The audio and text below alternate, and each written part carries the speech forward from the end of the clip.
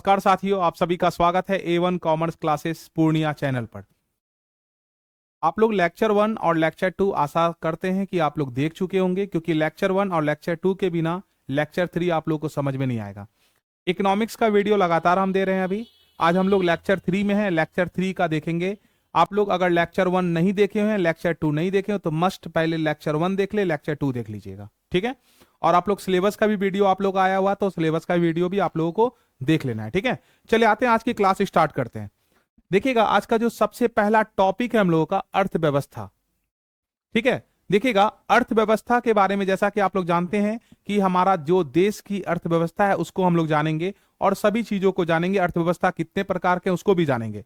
देखिएगा, अर्थव्यवस्था के बारे में क्या, अर्थव्यवस्था वह प्रणाली है जो उस एक विशेष क्षेत्र के व्याप्त है, जिसमें उस क्षेत्र में होने वाली विभिन्न आर्थिक क्रियाओं, मैंने आर्थिक क्रियाओं के बारे में बताया था। आर्थिक क्रिया क्या होती है कि कोई भी कार्य जो करते हैं हम लोग धन को प्राप्त करने के लिए, दैट मीन्स जीविका को चलाने के लिए। तो वही बात बोल रहा है कि विभिन्न आर्थिक क्रियाओं की प्रकृति एवं स्तर प्रकट होता है। मतलब यहाँ पे किस लेवल का स्तर है, किस स्तर का किस स्तर का हमारा देश में किस स्तर के लोग हैं, उसका हम लोग यहाँ पर अध्ययन करते हैं। दैट मीन्स इससे प्रकट होता है कि संबंधित क्षेत्र के लोग किस प्रकार की अपनी जीविका कमाते हैं। दैट मीन्स हम लोग कोई भी काम करते हैं तो कोई भी काम क्यों करते हैं, क्योंकि ये धन प्राप्त करने के लिए। दैट मीन्स हम कह सकते हैं कि हमको कुछ ना कुछ आवश्यकता तो होगी, पैसे की आवश्यकता होगी, है ना। हम लोग को जीवन यापन तो करना है, इसीलिए हम लोग क्या करते हैं, हम लोग कुछ ना कुछ काम करते हैं। दैट मीन्स यहाँ पे विभिन्न आर्थिक क्रियाओं के संबंध में हम लोग यहाँ पे अर्थव्यवस्था में देखते हैं कि जो भी लोग हैं हमारे देश में, वह किस स्तर के लोग हैं, वह क्या काम करते हैं, उससे उसको धन की प्राप्ति होती है, और धन की प्राप्ति होती है तो दैट मीन्स वह जीविका अपना चलाते हैं। अब देखेंगे हम लोग कि अर्थव्यवस्था जो है, अर्थव्यवस्था कितने प्रकार के होते हैं।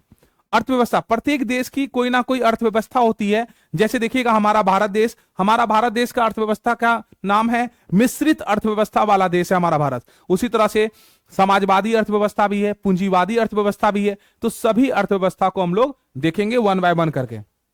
यहां पे देखिएगा, अर्थव्यवस्था को 3 भागों में आपको डिवाइड किया गया है। एक है पूंजीवादी अर्थव्यवस्था, दूसरा है समाजवादी अर्थव्यवस्था, और तीसरा है मिश्रितवादी अर्थव्यवस्था, ठीक है। तो एक एक जो अर्थव्यवस्था का ये नाम है, तो कोई ना कोई देश कोई अर्थव्यवस्था को अपनाता है ना। जैसे मान लेते हैं अमेरिका है, अमेरिका आपका पूंजीवादी अर्थव्यवस्था वाला देश है। वहां पे सभी लोग जो है, निजी लोगों को ज्यादा वैल्यू दिया जाता है। तो एक एक करके सभी पॉइंट को हम लोग समझेंगे। सबसे पहला पॉइंट है हम लोगों का पूंजीवादी अथवा बाजार अर्थव्यवस्था, दैट मीन्स कैपिटलिज्म और मार्केट इकोनॉमी। देखिएगा, पूंजीवादी अर्थव्यवस्था अथवा बाजार अर्थव्यवस्था वे अर्थव्यवस्थाएं हैं जिनमें आर्थिक क्रियाओं को बाजार शक्तियों की स्वतंत्र अंतरक्रिया पर छोड़ दिया जाता है। दैट मीन्स यहां पर बोला जाता है कि जो भी पूंजीपति लोग हैं, जो भी निजी लोग हैं, उनको स्वतंत्र छोड़ दिया जाता है। आपको जिस वस्तु का उत्पादन करना है उस वस्तु का आप उत्पादन कीजिए, आपको कोई दिक्कत नहीं है ना। सरकार का यहां पर कोई हस्तक्षेप नहीं होता है, ठीक है। उसके बाद बोला जा रहा है उत्पादक उन वस्तुओं एवं सेवाओं का उत्पादन करने में स्वतंत्र है जिनकी मांग अधिक है। सही बात है भाई। अगर मान लेते हैं निजी लोगों को स्वतंत्र छोड़ा गया है, तो वहां पे निजी लोग या पूंजीपति लोग ऐसे वस्तु का उत्पादन करेंगे जिसकी मांग ज्यादा है ना, जिसका डिमांड ज्यादा है। तो डिमांड ज्यादा है, इसीलिए उसका उत्पादन करेंगे ताकि वे अपने लाभों को अधिकतम कर सके। मतलब एक उत्पादक, एक पूर्तिकर्ता यह चाहता है कि हमको अधिक से अधिक लाभ हो, है ना। उसी तरफ दूसरी तरफ जाते हैं, इसी की भांति उपभोक्ता का मतलब होता है कंज्यूमर क्या चाहता है, अपने चयन एवं रुचि के अनुसार वस्तुओं एवं सेवाओं को खरीदने में स्वतंत्र है। जिस हिसाब से आपको उत्पादक जो है किसी वस्तु को, मतलब ऐसी वस्तु का वहां पे उत्पादन करेगा जिसका जो है मांग ज्यादा है तो उसको लाभ ज्यादा होगा। और उपभोक्ता पक्ष में आते हैं। उपभोक्ता पक्ष क्या सोचेगा कि जिसमें हमको संतुष्टि ज्यादा मिले, है ना, सेटिस्फैक्शन ज्यादा मिले, उस वस्तु का वो ज्यादा मांग करेगा। दैट मीन्स उस वस्तु का वो चयन करेगा, ठीक है, ताकि वे अपनी ये आपको संतुष्टि को अधिकतम कर सके। क्या और कितना उत्पादन करना है तथा क्या और कितना उपभोग करना है, इस संबंध में सरकार का कोई हस्तक्षेप नहीं होता है। मतलब क्या उत्पादन करना है, कितना मात्रा में उत्पादन करना है, या क्या उपभोग करना है, या कितना मात्रा में उपभोग करना है, इसमें सरकार का कोई हस्तक्षेप नहीं होता है। यहां पे निजी लोगों का, दैट मींस पूंजीपति लोगों का यहां पे हस्तक्षेप होता है। यहां पे सभी लोगों को स्वतंत्र छोड़ दिया जाता है। ठीक है, इसको एक तरह से स्वतंत्र अर्थव्यवस्था भी बोलते हैं, पूंजीवादी अर्थव्यवस्था को। बाजार शक्ति का स्वतंत्र अंतरक्रिया का निहितार्थ सरकार के हस्तक्षेप के बिना मांग तथा पूर्ति शक्तियों को स्वतंत्र अंतरक्रिया करने के लिए छोड़ देने से है। वस्तुओं तथा सेवाओं की कीमत पूर्ति तथा मांग शक्तियों पर निर्धारित होती है। मतलब यहां पर जो कीमत निर्धारित होता है पूर्ति और मांग के बीच, है ना, पूर्ति कैसा है, मांग कैसा है, उसके अनुसार से यहां पे कीमत का निर्धारण होता है। जैसे देखिएगा, जैसे मान लेते ये बाजार है सपोज दैट लीजिए, और कोई वस्तु है, इसका अगर मांग ज्यादा है, अगर इसका मांग ज्यादा हो रहा है लेकिन इसका पूर्ति जो है, पूर्ति इसका कम है, पूर्ति अगर इसका कम हो रहा है तो ऑब्वियस बात है इस वस्तु का कीमत जो है, इस वस्तु का कीमत बढ़ जाएगा, इस वस्तु का कीमत बढ़ जाएगा, है ना, क्योंकि मांग ज्यादा है। तो यहां पर वही बात है, यहां पे मांग और पूर्ति के आधार पर कीमत का निर्धारण होता है। ठीक है, यहां पे मांग और कीमत के आधार पर कीमत का निर्धारण होता है, यह बात यहां पे बोला जा रहा है। यहां पर सरकार का कोई हस्तक्षेप नहीं होता है, मतलब सरकार यहां पर इस अर्थव्यवस्था में सरकार का कोई हस्तक्षेप नहीं होता है, सरकार यहां पर कुछ नहीं कर सकती है। अब उसके बाद आते हैं दूसरा अर्थव्यवस्था जो है समाजवाद, दैट मींस केंद्रीय योजनाबद्ध अर्थव्यवस्था, जिसको सोशलिज्म इकोनॉमी बोलते हैं या सेंट्रल प्लान्ड इकोनॉमी। देखिएगा, समाजवाद अर्थव्यवस्था जो है, समाजवाद अर्थव्यवस्था का मतलब होता है जो समाज के जन कल्याण के लिए कार्य करता है। जैसे कि यहां पे समाजवाद अर्थव्यवस्था में सारा का सारा निर्णय जो है सरकार लेती है, सरकार लेगी या सरकार का ही जो भी कोई आदमी होगा, दैट मीन जो भी एक तरह से मंत्री होगा, यानी तो सॉरी जो भी अधिकारी होगा उसका, है ना, अधिकारी होगा, वो उसका निर्णय लेगा। मतलब यहां पर निजी लोगों को हस्तक्षेप करने का कोई अधिकार नहीं है, सारा का सारा निर्णय यहां पर सरकार लेगी। कौन लेगी? सरकार लेगी, है ना। तो यहां पर सारा का सारा चीज इस अर्थव्यवस्था में सरकार के हाथों में होता है, सरकार सभी चीजों को देखती है, यहां पर निजी लोगों का कोई हस्तक्षेप नहीं होता है। जैसे यहां देखिएगा, समाजवाद अथवा केंद्रीय योजनाबद्ध अर्थव्यवस्थाएं वे अर्थव्यवस्थाएं हैं जिनमें आर्थिक क्रियाओं का निर्धारण या दिशा निर्देश किसी केंद्रीय अधिकारी, है ना, किसी केंद्रीय अधिकारी, मतलब जो सरकार जिसको मतलब एक तरह से ऑथोरिटी देती है, उसके पास ये निर्णय लेने का अधिकार होता है, या सरकार द्वारा होता है।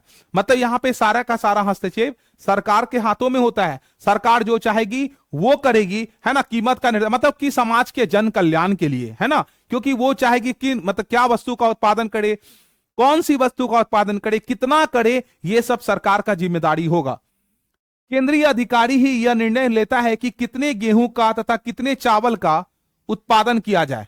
मतलब यहां पर जो केंद्रीय अधिकारी हैं, जो सरकार के दी हुए अधिकारी हैं, जो पावर जिनके पास है, वही यह निर्णय लेते हैं कि कितने गेहूं, मतलब कितना गेहूं का उत्पादन करे या कितने चावल का उत्पादन करे।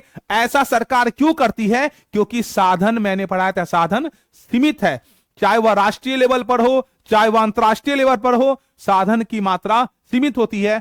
इसीलिए सरकार को यहां पर एक समस्या उत्पन्न होगी, है ना। केवल केंद्रीय अधिकारी ही यह निर्णय लेता है कि वस्तुओं और सेवाओं की कितना उत्पादन करना है जिनका कि लोगों द्वारा उपभोग किया जा सकता है। मतलब कि कितना उत्पादन करेंगे जिसमें लोगों का उपभोग आराम से हो जाएगा, यह सरकार यहां पे सोचती है, या सरकार के जो केंद्रीय अधिकारी है वो सोचते हैं, उनका निर्णय होता है।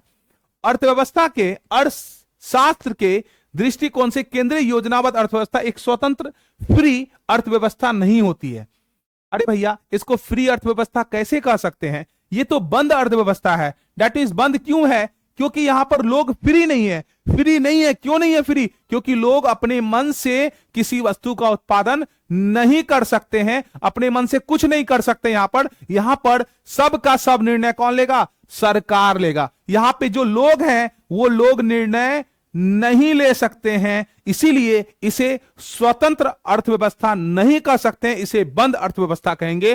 दैट मीन्स यहां पे बोल सकते हैं, जबकि बाजार अर्थव्यवस्था एक स्वतंत्र अर्थव्यवस्था है। यहां पे कोई पूछेगा कि स्वतंत्र अर्थव्यवस्था कौन है, तो आप बोलिएगा पूंजीवादी अर्थव्यवस्था जो है या बाजार अर्थव्यवस्था जो है वह एक स्वतंत्र अर्थव्यवस्था है। वहां पे निजी लोगों को पूरा छूट दिया जाता है कि कोई भी निर्णय आप ले सकते हैं खुल करके, क्या करना है, कौन सी वस्तु का उत्पादन करना है, सभी चीजों का वहां पर निर्णय ले सकते हैं।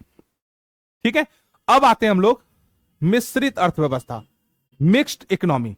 मिक्स्ड इकोनॉमी जैसे हमारा भारत देश में देखिएगा, भारत देश में क्या है, कुछ ऐसे सेक्टर हैं जहां पर भारतीय सरकार या भारतीय सरकार के जो अधिकारी हैं वो निर्णय लेते हैं, और कुछ ऐसे सेक्टर हैं जहां पर निजी लोगों को द्वारा वहां पे निर्णय लिया जाता है, वहां पे हर चीज के लिए।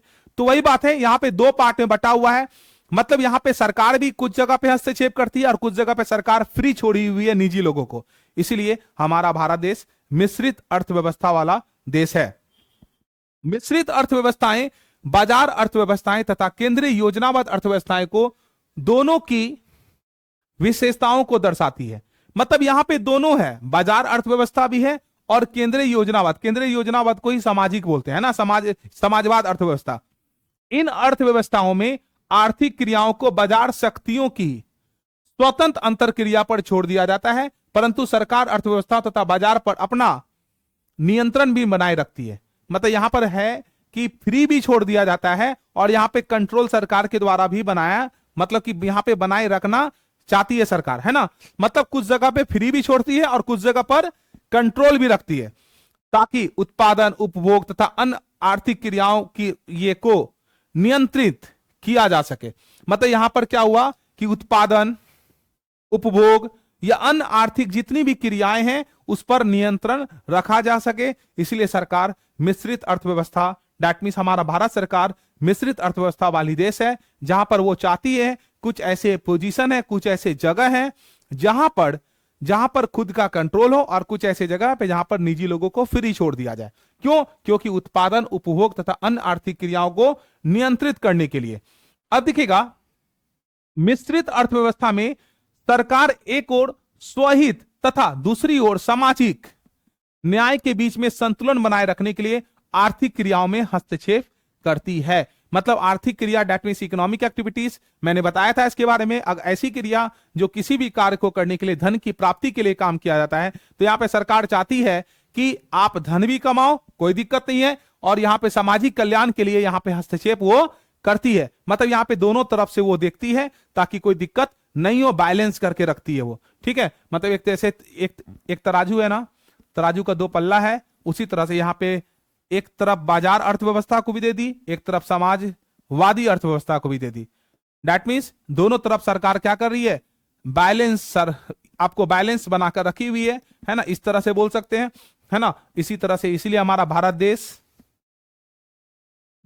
जो है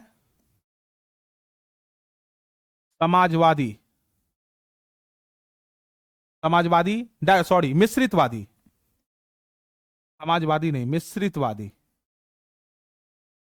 मिश्रितवादी अर्थव्यवस्था वाला देश है। इसको हम हटा देते हैं, यहां पे ये मिस्टेक हो गया है। ठीक है, चलिए अब आते हैं हम लोग नेक्स्ट टॉपिक, दैट मींस अर्थव्यवस्था में आप लोगों ने क्या पढ़ा कि अर्थव्यवस्था कितने प्रकार के होते हैं, 3 प्रकार के, पूंजीवादी अर्थव्यवस्था, समाजवादी अर्थव्यवस्था और मिश्रितवादी अर्थव्यवस्था। यहां से काफी क्वेश्चन पूछे जाते हैं। यहां पे क्वेश्चन पूछ सकता है कि पूंजीवादी अर्थव्यवस्था और समाजवादी अर्थव्यवस्था में अंतर क्या है, या ये भी पूछ सकता है तीनों में अंतर क्या है, तो ये आपको ध्यान में रखनी होगी। ठीक है, अब आते हैं नेक्स्ट टॉपिक में हम लोग। अब देखिएगा, अर्थशास्त्र की प्रकृति, नेचर ऑफ इकोनॉमिक्स। अर्थशास्त्र की जो प्रकृति है, कुछ जगह पे उसको विज्ञान भी कहा गया है, कुछ जगह पे उसको कला भी कहा गया है। मतलब अर्थशास्त्र को विज्ञान भी कहा गया और अर्थशास्त्र को कला भी कहा गया। तो यहां पे देखेंगे अर्थशास्त्र को विज्ञान, तो विज्ञान यहां पर देखिएगा 2 तरह का विज्ञान कहा गया है।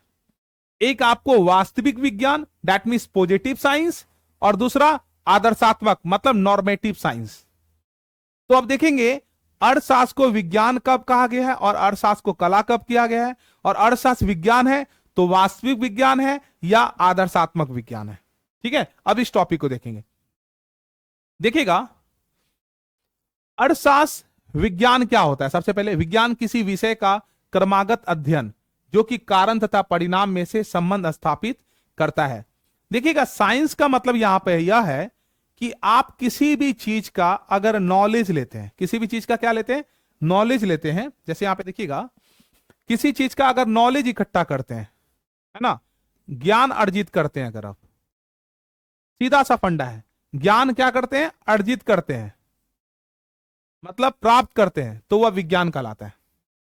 जैसे एक डॉक्टर एमबीबीएस की डिग्री लेता है, एमबीबीएस की जो डिग्री लेता है वो एमबीबीएस का पूरा का पूरा डॉक्टर का पढ़ाई करता है, वो है ना, वो डिग्री लेता है। फिर किसी जगह पर जाकर के वो क्लिनिक खोलता है। क्लिनिक जो खोलता है वो उसका कला है, वो आर्ट है। मतलब ये जो ज्ञान अर्जित किए हैं, इसी का व्यवहारिक प्रयोग अगर करते हैं, क्या करते हैं? व्यवहारिक प्रयोग अगर करते हैं तो वह कला कहलाता है। मतलब एक इंजीनियर बीटेक की डिग्री लेता है, बीटेक का पढ़ाई करता है, ठीक है, बीटेक की पढ़ाई करता है, तो बीटेक का जो डिग्री लिया वो नॉलेज लिया, वो क्या लिया? नॉलेज लिया, तो वो विज्ञान है, साइंस है। और उसके बाद वह बीटेक की डिग्री लेकर क्या करता है? कहीं पे इंजीनियर का वो काम करता है, दैट मीन्स वो क्या है? वो कला है।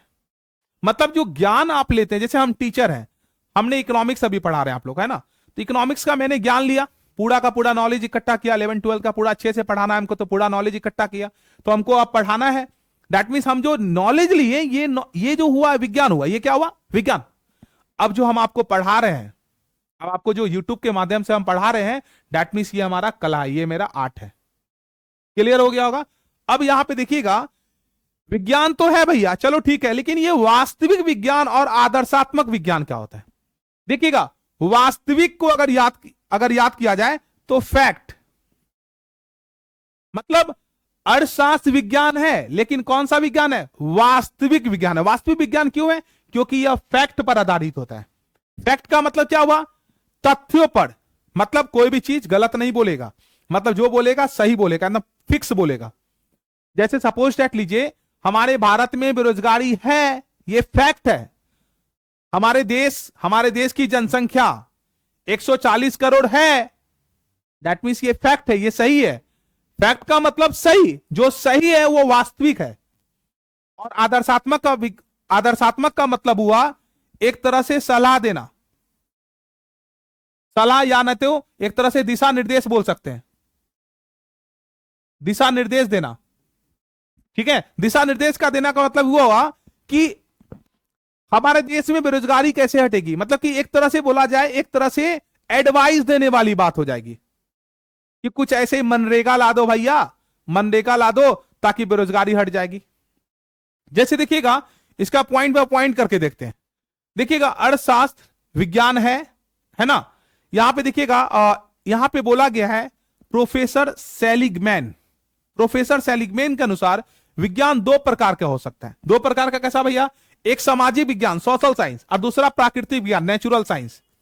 दैट मीन्स अर्थशास्त्र एक सामाजिक विज्ञान है क्योंकि इसका संबंध मनुष्य से है। सही बात है, एक सामाजिक विज्ञान है क्योंकि यहां पर इसका संबंध किससे था? मनुष्य से, मनुष्य के कार्यों से, बताए थे ना, तो यह सामाजिक विज्ञान है। जबकि भौतिक शास्त्र, आपको केमिस्ट्री मतलब रसायन शास्त्र आदि प्राकृतिक विज्ञान है। अब देखिएगा, ये विज्ञान तो हो गया। अब देखिएगा, यहां पे अर्थशास्त्र वास्तविक विज्ञान है। अर्थशास्त्र जो कौन सा विज्ञान है? वास्तविक विज्ञान है। कैसे भैया? तो यहां देखिएगा, मैंने बताया था, वास्तविक विज्ञान वह विज्ञान है जिसमें किसी विषय की सही या वास्तविक स्थिति का अध्ययन किया जाता है। सही का मतलब फैक्ट से संबंधित बात करेंगे। एक विज्ञान के रूप में अर्थशास्त्र के कथन वास्तविक कथन होते हैं। वास्तविक कथन वे कथन है जिनसे ज्ञात होता है कि क्या है, क्या था, तथा विशेष परिस्थितियों में क्या होगा। इन कथनों की जांच की जा सकती है, इन कथनों की जांच की जा सकती है भैया, क्योंकि कथन वाला, तथ्य वाला, फैक्ट वाला बात है, तो जांच करेंगे सही है कि गलत है ना। ये वास्तविक मतलब यही होता है। हम इन कथनों की तथ्यों के आधार पर जांच करके यह नतीजा निकाल सकते हैं कि ये कथन सही है या गलत। मतलब इसका जांच करके यह कथन हम लोग निकाल सकते हैं, इसका मतलब एक तरह से नतीजा कि ये सही है या गलत है। दैट मीन्स ये कथन किसी प्रकार की सलाह नहीं देता है, मतलब ये कहां पे सलाह देने वाली कोई बात नहीं होगी, यहां पे कोई सलाह नहीं दिया जाएगा, है ना।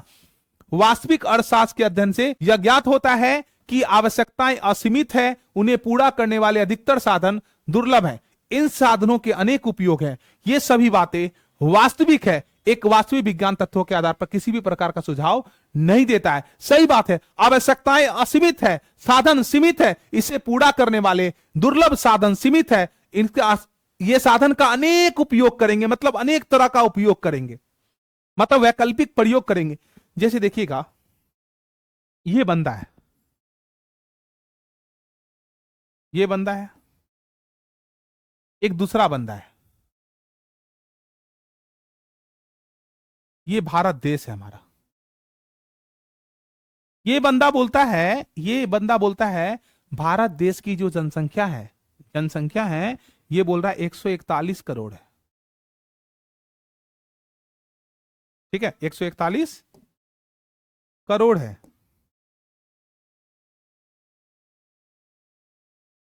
ठीक है, और ये बंदा बोलता है 121 करोड़ है। तो ये तो सही है, फैक्ट इसका सही है, इसका जांच किया गया है, 141 140 करोड़ के आसपास है ना। तो दैट मीन्स ये हम बोल सकते हैं ये सही है हम लोग का। तो यही बात है, ये वास्तविक है। अब देखते हैं आदर्शात्मक विज्ञान। आदर्शात्मक विज्ञान क्यों है? आदर्शात्मक विज्ञान जिसके अध्ययन से ज्ञात होता है कि क्या होना चाहिए। इसका उद्देश्य आदर्शों, लक्ष्यों को निर्धारित करना है। यह विज्ञान समस्याओं को सुलझाने के लिए सुझाव भी देता है, मतलब समस्या जो भी है उसके लिए यह सुझाव भी देता है। जैसे हमारे देश में इतनी जनसंख्या बढ़ते जा रही है, चाइना को भी हमारा देश पीछे छोड़ दिया, है ना। चाइना भी अब हमारे देश से पीछे हो चुका है, मतलब हमारा भारत देश नंबर 1 स्थान पर है। कहां पर? जनसंख्या में। इसलिए खुश होने की आवश्यकता नहीं है। तो यहां पर सुझाव दे सकते हैं, हम दो हमारे दो, मतलब हम दो हमारे दो का मतलब क्या हुआ, है ना। सरकार ने एक तरह से सुझाव दी है लोगों को कि हस्बैंड वाइफ और साथ ही साथ दुए को बच्चा लीजिएगा, ज्यादा नहीं, है ना। जैसे कि हमारे देश में किन्हीं किन्हीं के घर में 11-11 ठो बच्चा है, इसलिए सरकार सुझाव दी हम दो हमारे दो। जैसे चाइना में बहुत कम है, मतलब एक बच्चा का शायद वहां पे परमिशन है, कंफर्म कर लीजिएगा आप लोग गूगल पे सर्च मार के। ठीक है, उदाहरण के तौर पर एक आदर्शात्मक विज्ञान के रूप में आदर्श कई प्रकार के सुझाव देगा, जैसे कीमतों में स्थिरता पाई जानी चाहिए। जैसे कीमत में फ्लैक्चुएशन होता है, तो यहां पर एक तरह से बोला जा सकता है कि एक सुझाव दिया गया, कीमत में स्थिरता पाई जानी चाहिए। आय का समान वितरण होनी चाहिए। जैसे हमारे देश में बहुत सारे लोग अमीर हैं, बहुत सारे लोग गरीब हैं, बहुत गरीब है ना। तो यहां पर क्या एक सुझाव दिया जाता है कि यहां पर जो आय है, आय का जो समान वितरण हो, तब सभी लोग इक्वल हो जाएंगे। एक सुझाव दिया जा रहा है। मतलब आदर्शात्मक विज्ञान जो है, आदर्शात्मक विज्ञान का जो एक तरह से बोला जाए प्रतिपादन, एक तरह से सपोर्ट कौन किया था, है ना। तो मार्शल एक अर्थशास्त्री है, पीगू एक अर्थशास्त्री है, इन्होंने आदर्शात्मक विज्ञान को एक सलाह दी थी, है ना। उसके बाद यहां पे बोला धनी लोगों को अधिक कर देना चाहिए, मतलब जो लोग अमीर हैं उनको टैक्स अधिक देना चाहिए, ताकि सरकार के पास आय का स्रोत बढ़े, है ना। सरकार का आय का मुख्य स्रोत जो होता है वह कर ही होता है, टैक्स ही होता है ना। तथा निर्धन लोगों को अधिक मजदूरी मिलनी चाहिए। निर्धन का मतलब गरीब, है ना। गरीब लोगों को अधिक मजदूरी दीजिए ताकि वो कुशल हो जाए, वो अच्छे बन जाए, है ना। उसके बाद अर्थशास्त्र, अच्छा ये तो हो गया हम लोगों का, ये हम लोगों का कंप्लीट हो चुका है। मतलब यहां पर देखिएगा, अर्थशास्त्र विज्ञान है, अर्थशास्त्र की प्रकृति में विज्ञान है, वास्तविक विज्ञान भी है, आदर्शात्मक विज्ञान है। अब हम लोग कला के बारे में देखेंगे। तो कला के बारे में वैसे मैंने बताया है कि जो ज्ञान लीजिए, ज्ञान अर्जित किए, उसका व्यवहारिक प्रयोग कर रहे हैं, प्रैक्टिकल प्रयोग कर रहे हैं, तो वह कला कहलाएगा। चलिए वैसे देख लेते हैं इसको भी हम लोग। देखिएगा, अर्थशास्त्र कला के रूप में किसी निश्चित उद्देश्य की प्राप्ति के लिए ज्ञान का व्यवहारिक प्रयोग कला कहलाता है। मतलब जो प्रैक्टिकल आप काम करते हैं, जैसे डॉक्टर अपना क्लिनिक खोल करके काम कर रहा है, तो वह प्रैक्टिकल काम कर रहा है, तो वह कला कहलाएगा। हम जानते हैं कि भारत में बेरोजगारी पाई जाती है, यह सूचना अर्थशास्त्र के वास्तविक विज्ञान होने से प्राप्त होता है। सही बात है, बेरोजगारी पाई जाती है, यह हमारा वास्तविक विज्ञान है। आप यह भी जानते हैं कि सरकार का लक्ष्य है कि बेरोजगारी की दूर होनी चाहिए, यह पूर्णतः रोजगार की स्थिति में प्राप्त होना चाहिए। यह सूचना आदर्शात्मक विज्ञान है। मतलब वास्तविक विज्ञान में जो सच्चाई है, जो देश की सच्चाई है, उस सच्चाई को बताया जाता है, और एक दूसरी तरफ आदर्शात्मक विज्ञान में उसका सुझाव दिया जाता है। मतलब एक तरफ बोला जा रहा है वास्तविक विज्ञान में कि हमारे देश में बेरोजगारी है, बेरोजगारी बहुत ज्यादा पाई जाती है। आदर्शात्मक विज्ञान का क्या है कि पूर्ण रोजगार, मतलब बेरोजगारी को दूर होनी चाहिए, पूर्ण रोजगार की स्थिति प्राप्त होनी चाहिए, जो कि आज तक हमारे देश में सभी सरकार असफल रही है। इसमें कोई भी सरकार सफल नहीं रहे हैं, है ना। बहुत सारे लोग, बहुत सारे सरकार आए, वादे किए, है ना, हम इतना नौकरियां देंगे, इतना ये देंगे, इतना वो देंगे, लेकिन कोई फायदा नहीं रहा, है ना। पूरा का पूरा एक तरह से ये सिस्टम बेकार है, ठीक है, कोई भी ठीक नहीं कर पा रहा है। बेरोजगारी स्तर बहुत ज्यादा बढ़ते जा रहा है। पीएचडी किए हुए लोग जो हैं वो बेरोजगार हैं। सोचिए, जो लोग पीएचडी करके बैठे हुए हैं वैसे वैसे लोग मतलब बेरोजगार हैं। जो इंजीनियर लोग हैं, इंजीनियरिंग की पढ़ाई किए हुए हैं, वैसे लोग बेरोजगार हैं। हमारे देश की ये दुर्गति स्थिति है कि हमारे बिहार के जो बच्चे हैं, हमारे बिहार के जो लोग हैं, वह दूसरे राज्य जाकर कमाते हैं, और कोविड के टाइम में जो लॉकडाउन की स्थिति हुई थी वहां से भगा दी गई सभी को, है ना। सभी को हटाया गया, फैक्ट्री से, कंपनी से हटा दी गई, लोग बेरोजगार हो गए। ये स्थिति हमारे बिहार की। तो हमारे बिहार में इंडस्ट्री की बहुत ज्यादा जरूरत है ना, उद्योग की बहुत ज्यादा जरूरत है। यहाँ पे बिहार के लोगों पर विश्वास नहीं किया जाता है। नहीं तो अगर बिहार में हमारा उद्योग लग जाए, अगर इंडस्ट्री लग जाए, तो यहाँ के लोग बाहर नहीं जाएंगे, बाहर नहीं कमाएंगे, और बेरोजगारी हमारे बिहार की बहुत हद तक ठीक हो सकती है। ठीक है, चलिए आते हैं, अब आगे देखते हैं। देखिएगा, पूर्ण रोजगार के लक्ष्य को पूरा करने के लिए सरकार आर्थिक नियोजन का मार्ग अपनाती है। नियोजन का मार्ग एक कला है, क्योंकि निश्चित उद्देश्यों की प्राप्ति के लिए यह ज्ञान का व्यवहारिक प्रयोग है, इसलिए कहा जा सकता है अर्थशास्त्र एक कला है। मतलब यहां पर क्या होता है कि बेरोजगारी को दूर करने के लिए यहां पे प्लानिंग किया जाता है। हालांकि हम ये नहीं मानते हैं, क्योंकि प्लानिंग तो किया जा रहा है लेकिन सफल नहीं हो पा रहा है। जो रियलिटी बात है, ये तो पढ़ाई कर रहे हैं हम लोग, लेकिन जो रियलिटी बात है, हमारे बिहार की जो स्थिति है बहुत गर्त स्थिति है ना, बहुत ज्यादा गर्त स्थिति है। यहाँ के जो युवा हैं, युवा का धीरे धीरे माइंड को क्रिटिसाइज किया जा रहा है, धीरे धीरे एकदम मतलब बोला जाए कि एकदम मतलब बांधा हुआ मतलब बांधते जा रहा है कि वो पढ़ाई लिखाई तो कर लेते हैं अच्छे से, लेकिन उनको नौकरी नहीं मिलता है। और बिहार बोर्ड की स्थिति तो और भी है, लॉलीपॉप थमा देते हैं बच्चों को, फर्स्ट डिवीजन। तो फर्स्ट डिवीजन से काम नहीं चलेगा। अपने में स्किल डेवलप कीजिए, अपने में क्वालिटी डेवलप कीजिए, तब आप आगे बढ़िएगा। आपका रिजल्ट आपको कुछ नहीं कर सकता है। चलिए आगे देखते हैं, ये कला हो गई।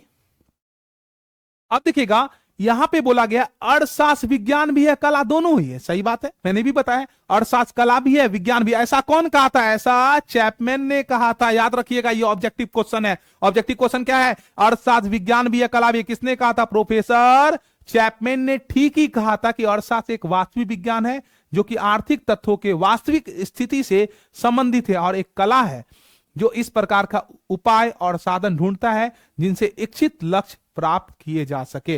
दैट मीन्स हम कह सकते हैं हमारे देश में बेरोजगारी है, ये वास्तविक विज्ञान है, और हमारे देश में बेरोजगारी को दूर करने का सुझाव दिया जाता है, ये आदर्शात्मक विज्ञान है। तो दोनों एक तरह से विज्ञान है। दैट मीन्स यहाँ पे कला और विज्ञान दोनों है कि एक तरह से बोला जाए आर्थिक तत्वों के वास्तविक स्थिति से संबंधित है, और एक कला है जो इस प्रकार के उपाय और साधन ढूंढता है जिनसे इच्छित लक्ष्य प्राप्त किया जा सके। दैट मीन्स हम बोल सकते हैं कि यहाँ पे साधन को ढूंढा जाता है कि जो भी इच्छित एक तरह से लक्ष्य है, उस लक्ष्य को प्राप्त किया जा सके। ऐसी सरकार योजना बनाती है, ऐसी सोचती है, ठीक है, प्लानिंग के तहत। तो आप लोगों का ये लेक्चर 3 था। आप लोगों को लेक्चर कैसा लगा कमेंट के माध्यम से जरूर बताइएगा। अगर वीडियो अच्छा लग रहा है तो ज्यादा से ज्यादा शेयर कीजिए, ज्यादा से ज्यादा लोगों तक ट्रांसफर कीजिए इस वीडियो को, ठीक है। इसी तरह हमारे यूट्यूब चैनल से बने रहें। अगर चैनल को सब्सक्राइब ना किया तो चैनल को सब्सक्राइब कर दे। Thank you so much. जय हिंद, जय भारत।